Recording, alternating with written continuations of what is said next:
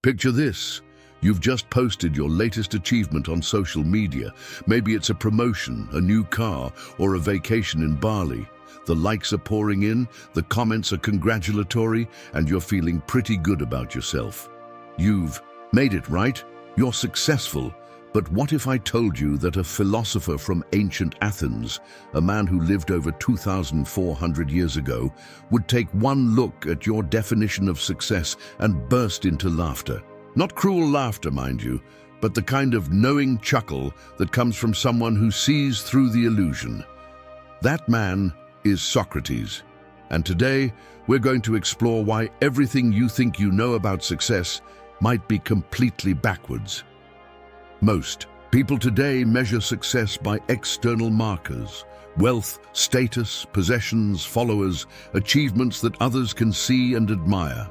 We chase these things relentlessly, convinced that once we have enough of them, we'll finally be happy, finally be successful, finally be worthy. But Socrates would argue that this entire approach to life is not just misguided, but actually dangerous to our souls. You see, Socrates had a radical idea about success that was so different from what people believed in his time that it got him killed.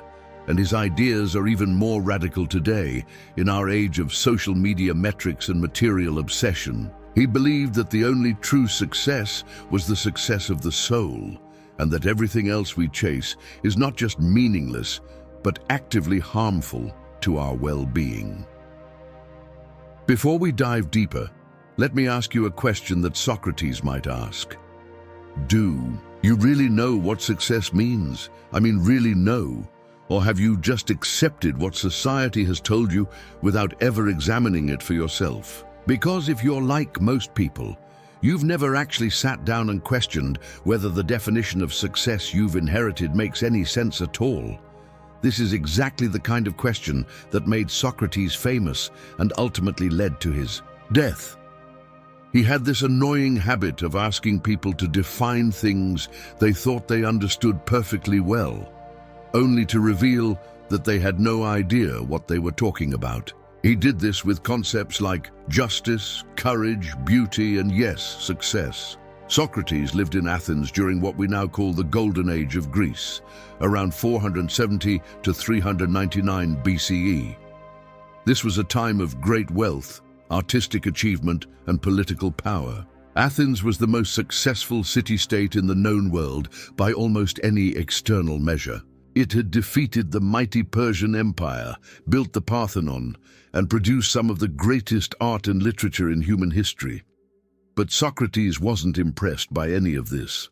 While his fellow Athenians were celebrating their success, he was walking around the city asking uncomfortable questions and exposing the ignorance that lay beneath their confidence. He would approach successful politicians, wealthy merchants, acclaimed poets, and skilled craftsmen, and through a series of seemingly innocent questions, he would reveal that none of them actually understood the things they claimed to be experts in. This wasn't just intellectual showboating.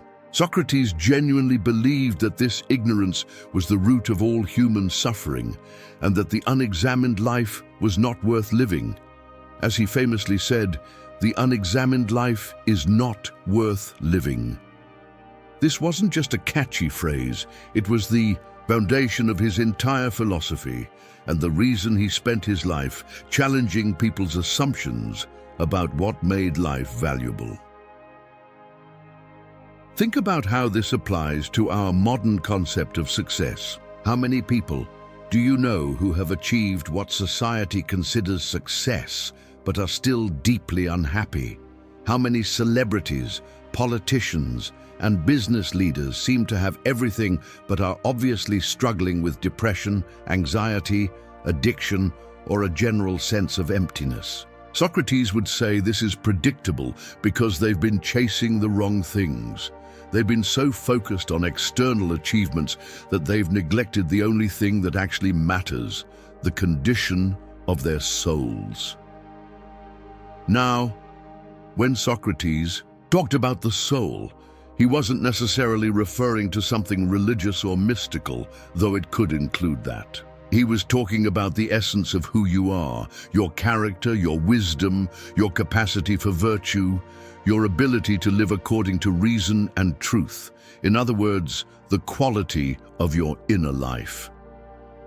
For Socrates, a successful person wasn't someone who had accumulated wealth, power, or fame. A successful person was someone who had cultivated wisdom, who understood themselves, who lived according to virtue, and who helped others do the same. This kind of success couldn't be taken away by external circumstances because it existed independently of them. He illustrated this point beautifully when he said, "Contentment is natural wealth, luxury is artificial poverty."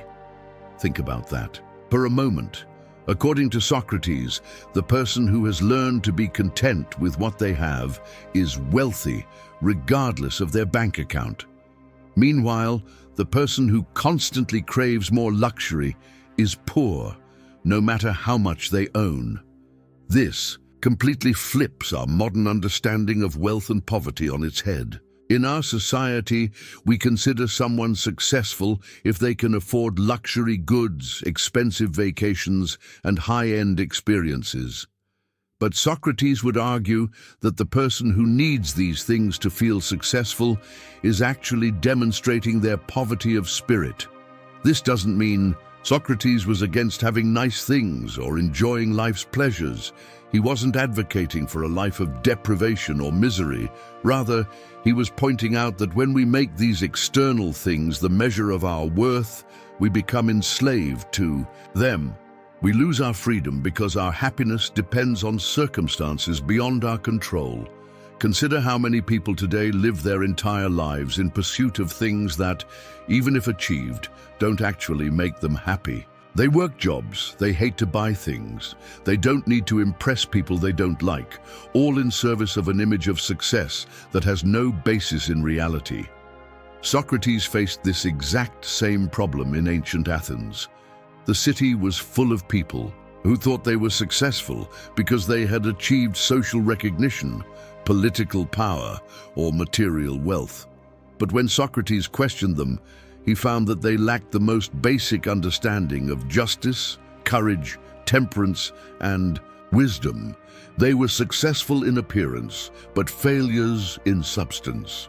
This is why Socrates said, "I know that I know nothing." This wasn't false modesty. It was a profound insight into the nature of knowledge and wisdom. Socrates recognized that true knowledge is incredibly rare and difficult to achieve. Most of what we think we know is actually just opinion, assumption, or inherited belief. When it comes to success, most of us are operating from inherited beliefs that we've never examined. We assume that more money equals more success, that a bigger house equals a better life, that more followers equals more worth. But have we ever actually tested these assumptions? Have we ever asked whether these things actually lead to the outcomes we're hoping for? Socrates would encourage us to examine these beliefs the same way he examined the beliefs of the Athenians. He would ask, what is success, really? Is it about having more than others, or about needing less? Is it about achieving recognition, or about becoming worthy of recognition? Is it about accumulating possessions, or about possessing yourself? These questions might seem simple, but they're actually incredibly difficult to answer well, and that's exactly the point. Socrates believed that the difficulty of answering these questions was proof of how important they were. Easy questions have easy answers, but the most important questions in life are the ones that require us to think deeply and honestly about what we value and why.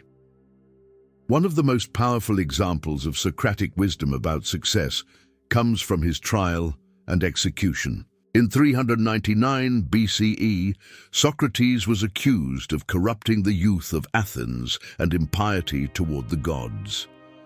These charges were largely motivated by the fact that his questioning had made him many enemies among the powerful people of the city.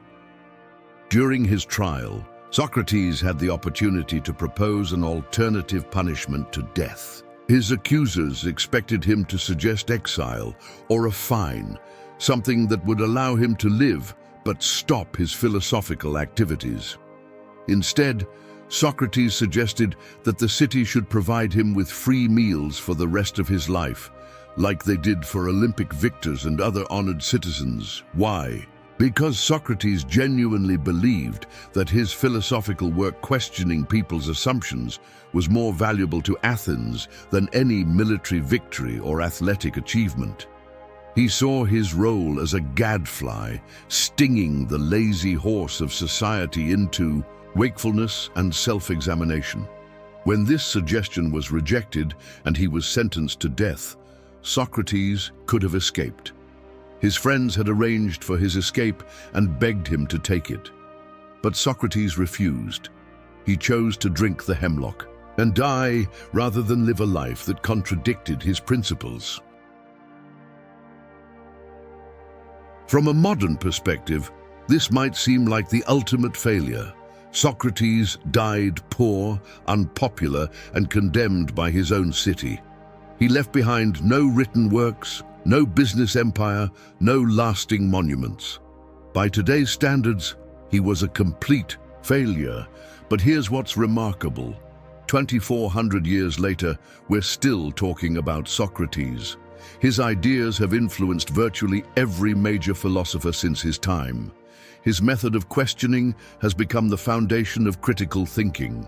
His commitment to truth over comfort has inspired countless people to live more examined lives.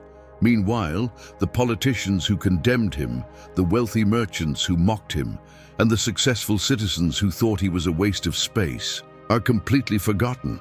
History doesn't even remember their names. This is what Socrates meant when he talked about the immortality of the soul. He didn't necessarily mean that we literally live forever after death, though he might have believed that too. He meant that the work we do on our character, our wisdom, and our virtue has lasting value that transcends our physical existence. Think about the people you most admire. Are they the ones who accumulated the most wealth, or the ones who demonstrated the most character? Are they the ones who achieved the most fame, or the ones who made the most meaningful contributions? Are they remembered for what they had, or for who they were? Socrates would argue that this pattern reveals something fundamental about human nature. Deep down, we all recognize that character matters more than possessions, that wisdom matters more than wealth, that virtue matters more than victory, but we often live as if the opposite were true. This contradiction creates what Socrates would call a sickness of the soul.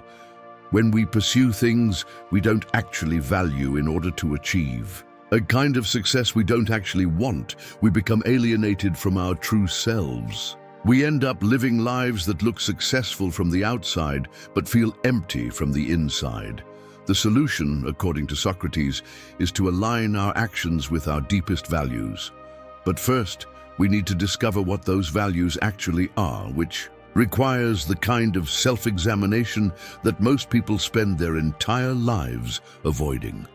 Socrates believed that this self-examination was not just beneficial, but necessary for a good life. He said, "An unexamined life is not worth living," and he meant it literally.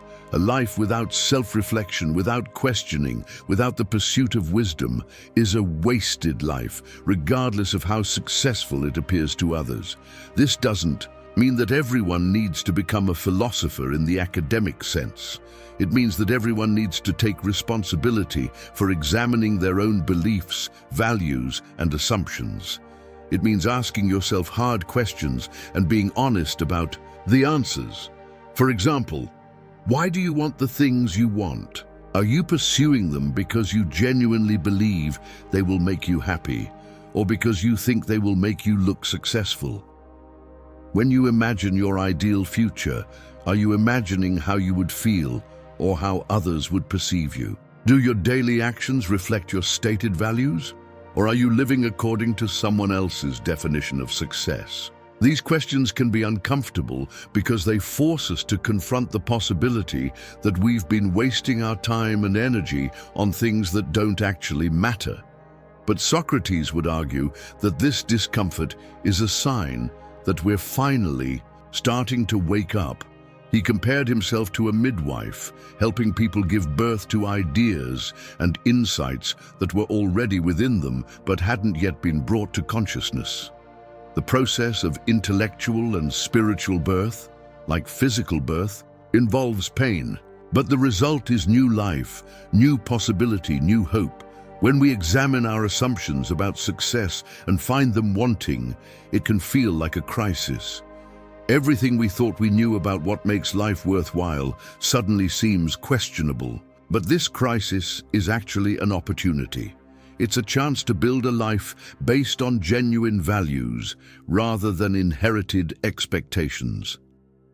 Socrates experienced this kind of crisis early in his life when the oracle at Delphi declared that he was the wisest man in Athens. Socrates was baffled by this declaration because he didn't feel wise at all.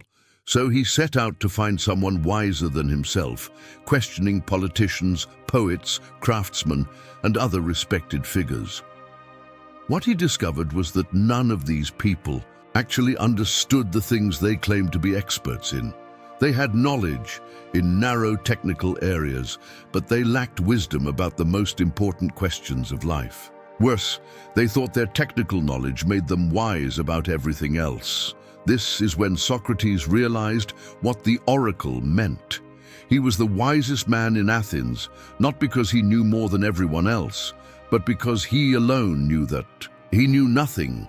While others were blinded by false confidence, Socrates maintained what we might call learned ignorance, the recognition that true knowledge is rare and precious, and that most of what we think we know is actually just opinion or assumption. This insight completely transformed Socrates' understanding of what it meant to live a successful life.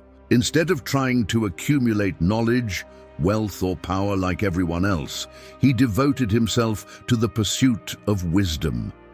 Instead of trying to appear successful, he focused on becoming genuinely worthy of success. The difference between these two approaches is profound. When we try to appear successful, we're always performing for an audience, always worried about maintaining an image, always dependent on others' opinions for our sense of self-worth. But when we focus on becoming genuinely worthy of success, we develop an inner compass that guides us regardless of external circumstances. Socrates demonstrated this independence when he refused to compromise his principles, even when it meant death. He could have saved his life by agreeing to stop his philosophical activities, but he chose integrity over survival. This wasn't foolishness. It was the ultimate expression of freedom. Most people think freedom means having enough money to do whatever you want.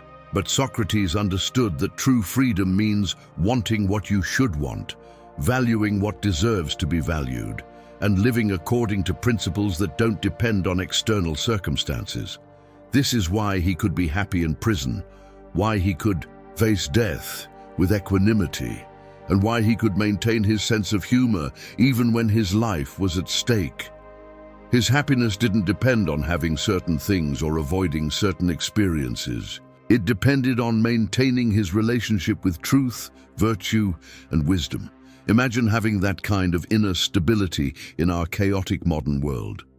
Imagine not needing to check your social media for validation, not being devastated when your investments lose value, not feeling worthless when you don't get the promotion you wanted.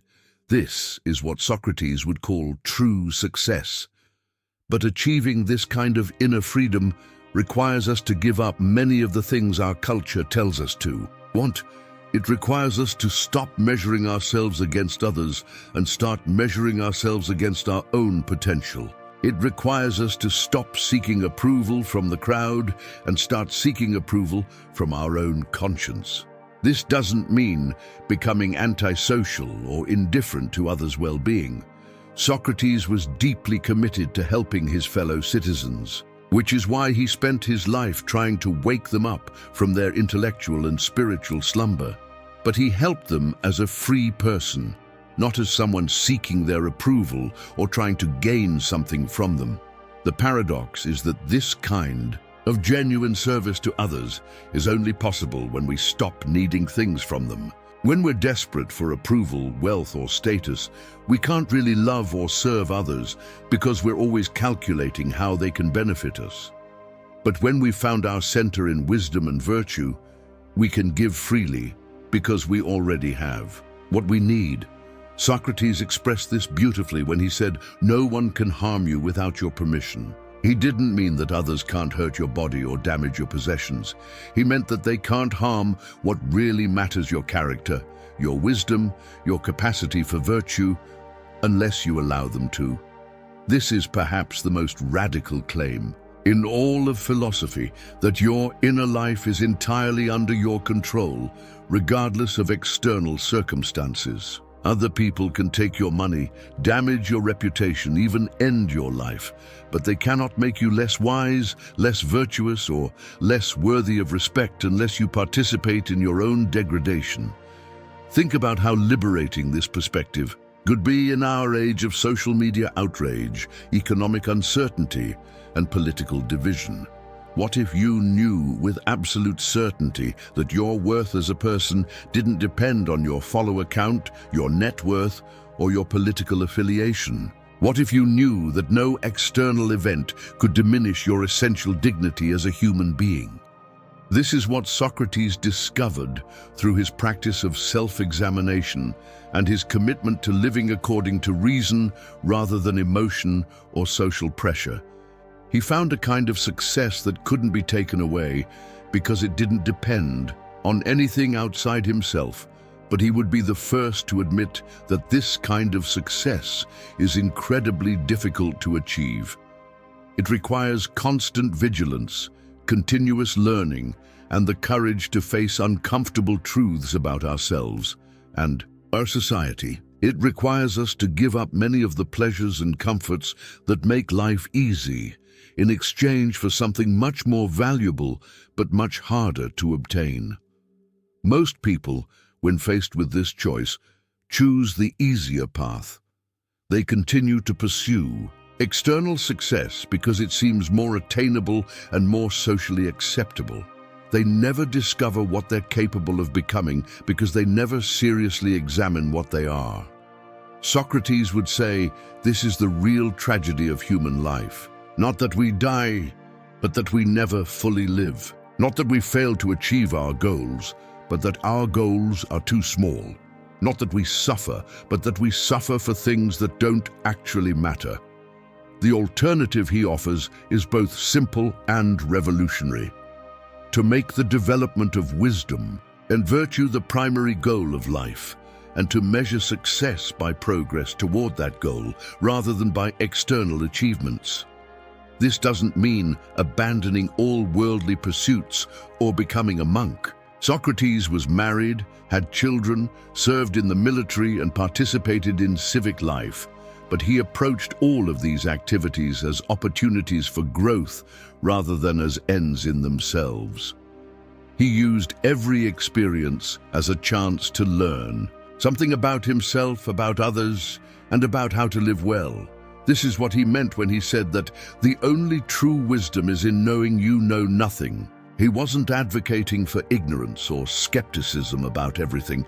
He was pointing out that genuine learning requires humility, that real growth requires admitting our current limitations, and that authentic success requires being honest about how far we still have to go. In our age of social media, where everyone is trying to appear successful, knowledgeable, and confident, Socrates' embrace of uncertainty and ignorance might seem counterproductive, but he would argue that this appearance of knowledge is exactly what prevents most people from actual learning and growth. When we think we already know something, we stop questioning it. When we're committed to appearing successful, we stop taking the risks necessary for real achievement. When we're afraid of being wrong, we never discover what it feels like to be genuinely right. Socrates was willing to appear ignorant, unsuccessful, and wrong in the eyes of his contemporaries because he was committed to something more important, the pursuit of truth and the development of character. This pursuit didn't make him wealthy or famous during his lifetime, but it made him immortal, in a way that no amount of gold or political power ever could.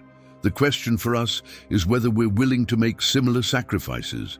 Are we willing to appear unsuccessful in the eyes of the world if it means becoming genuinely successful in reality? Are we willing to admit our ignorance if it means gaining real wisdom? Are we willing to examine our lives even if we don't like what we discover? These are not easy questions, and Socrates wouldn't expect easy answers. But he would insist that asking these questions seriously is the only way to live a life worth living. Everything else is just sleepwalking through existence, mistaking activity for progress and accumulation for achievement. So the next time you find yourself chasing some external marker of success, remember Socrates and ask yourself, what am I really trying to achieve? Will getting this thing actually make me happier, wiser, or more virtuous? Or am I just trying to avoid the hard work of examining what success really means? Socrates would tell you that true success isn't about having the right answer to these questions. It's about having the courage to keep asking them, the honesty to face whatever answers emerge, and the wisdom to let those answers guide your life rather than your fears or desires. In the end, Socrates would probably laugh at our modern definition of success, not because he thought we were stupid, but because he could see how much unnecessary suffering we create for ourselves by chasing things that can never satisfy us. His laughter would be compassionate, the way a parent laughs at a child who is frantically searching for something they're already holding. We already have access to the only kind of success that really matters, the opportunity to know ourselves, to grow in wisdom and virtue, and to help others do the same. Everything else is just decoration. The tragedy is that most of us spend our entire lives arranging the decorations while ignoring the substance of what it means to be human. But it's never too late to change course. It's never too late to start examining your life, questioning your assumptions, and pursuing the kind of success that actually makes life worth living. Socrates proved that a single person committed to truth and virtue can have an impact that lasts for millennia. What kind of impact might you have if you decided to take your own life seriously? The examined life may not be easy, but it's the only one worth living. And once you taste the kind of success that comes from knowing yourself and living according to your deepest values, you'll understand why Socrates was willing to die rather than give it up. Because once you've experienced real success, everything else looks like a poor substitute. That's the gift Socrates offers us across the centuries. The recognition that we already have everything we need to live successfully, if only we're brave enough to look within and wise enough to value what we find there.